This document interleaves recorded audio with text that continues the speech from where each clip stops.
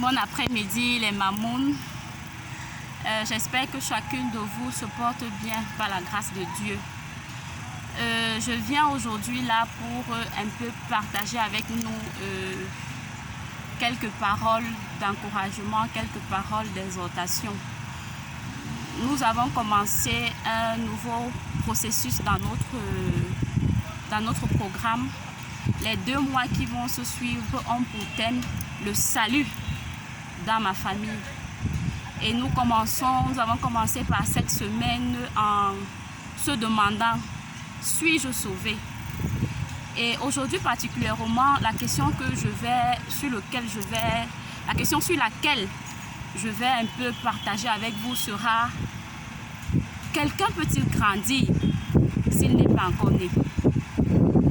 Quelqu'un peut-il grandir s'il n'est pas encore né?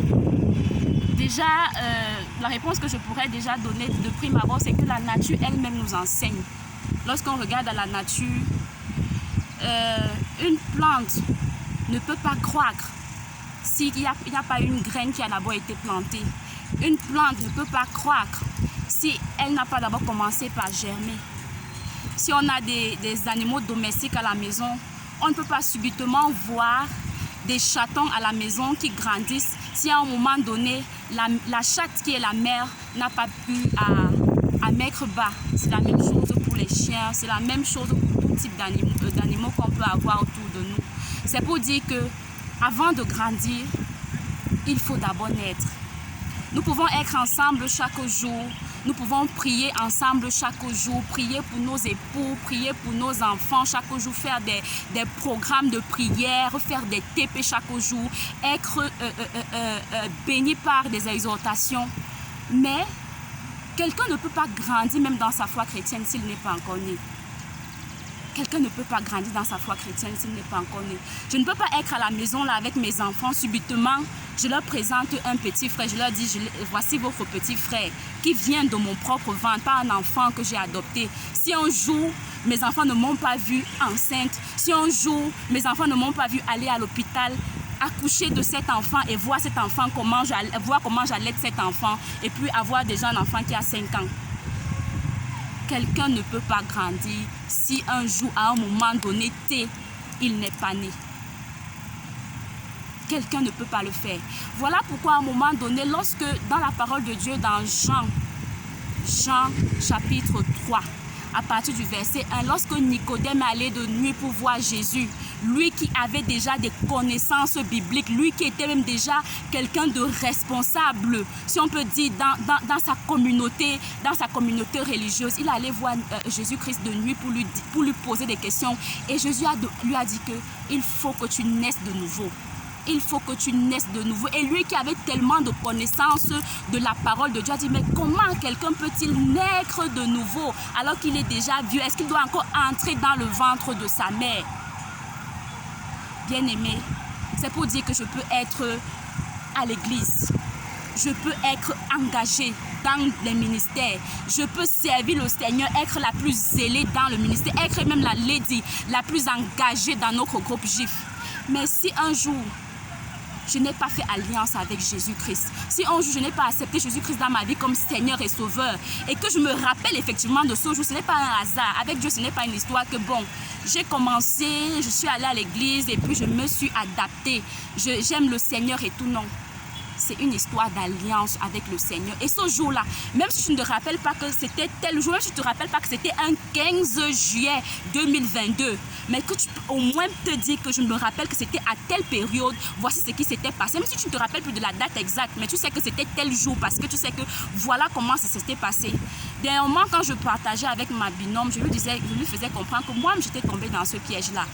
J'étais vraiment une jeune fille engagée dans la chorale, engagée même, j'ai intégré un groupe chrétien qu'on appelait le GBER, groupe biblique des élèves étudiants du Cameroun, engagée faisant les études bibliques. Mais je n'étais pas encore sauvée. Je n'avais pas encore accepté le Seigneur, mais les plus jeunes qui étaient encore au premier cycle me prenaient comme leurs responsables. On m'avait même déjà donné certaines responsabilités parce que j'étais engagée. Peut-être j'aimais le Seigneur à un certain niveau, mais je ne le connaissais pas en profondeur. Je ne l'avais pas encore reçu dans ma vie comme Seigneur et Sauveur. Mais il a fallu qu'à un moment donné, je puisse rencontrer une tata qui m'a clairement fait comprendre ce que c'est que naître de nouveau. Et c'est là où j'ai accepté le Seigneur. Et c'est à partir de ce moment-là que les bases sont venues. Parce qu'il faut d'abord la base. Avant de grandir, quelle est ta base? Avant de décider de lire la parole de Dieu de Genèse à Apocalypse, est-ce que tu as déjà reçu Jésus-Christ dans ta vie comme Seigneur et Sauveur? Est-ce que tu as déjà décidé de dire Seigneur, je te demande pardon pour tous mes péchés? Parce que la parole de Dieu dit toujours dans le même Jean 3 à partir au verset 16 que car Dieu a tant aimé le monde qu'il a envoyé son Fils unique afin que quiconque croit en lui ne périsse point, mais qu'il ait la vie éternelle. La parole de Dieu, toujours dans le même livre de Jean, nous dit au chapitre 1, verset 12, qu'à tous ceux qui l'ont reçu, à ceux qui croient en son nom, elle a donné le pouvoir de devenir enfant de Dieu. Ça veut dire qu'on devient enfant de Dieu. On ne naît pas enfant de Dieu. On ne se retrouve pas juste à être enfant de Dieu par hasard. On le devient à un moment donné. Est-ce que tu l'as déjà fait, bien-aimé? Il ne faudrait pas qu'on soit ensemble pendant déjà plus de 2 ans. Nous sommes ensemble dans le même groupe. On prie pour des sujets de prière. On voit effectivement les exaucements. C'est bien, c'est pour des choses qui vont demeurer sur la terre. Lorsqu'on sera avec le Seigneur, on ne sera pas avec nos époux pour lesquels on prie. Lorsqu'on sera devant le Seigneur, on ne sera pas avec nos enfants pour lesquels on prie. C'est vrai que le Seigneur va nous demander des comptes pour nos enfants, pour ce qu'on a fait dans la vie de nos enfants. C'est vrai que le Seigneur va nous demander des comptes même pour comment on a géré nos époux. Mais la première chose qu'il va d'abord te demander, est-ce que je te connais? Est-ce qu'un jour, tu t'es réconcilié avec moi? Avant de voir s'il a exaucé le sujet de prière pour le travail, avant de voir s'il a exaucé le sujet de prière pour le mariage, pour celles qui veulent encore enfanter ou qui n'ont jamais et qui soupirent à un enfantement, avant de soupirer pour toutes ces choses qui sont bien, mais qui vont demeurer sur la terre. Est-ce que tu as déjà d'abord eu ce qui va te permettre d'aller au ciel? Bien-aimé, pour ne pas être très longue, je voudrais t'encourager à réfléchir à ta relation avec le Seigneur.